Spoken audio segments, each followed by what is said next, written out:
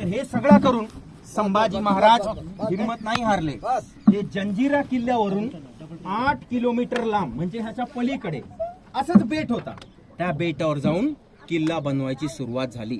लगभग तो तिकडचा किल्ला छत्रपती संभाजी महाराजांचा तो कंप्लीट व्हायला आला होता. पण अचानक रायगडवर मोगलाने अटॅक केला.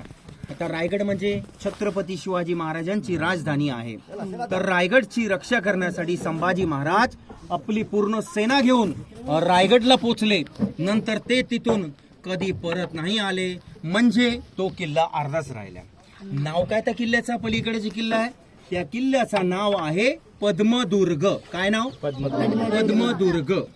आणि बघा हे पाण्यामध्ये तुम्हाला खांबा उभा दिसते, दिसलं काय?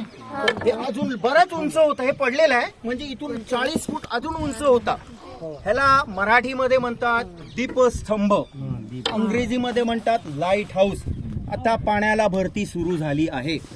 हळूहळू पाणी वाढत जाणार.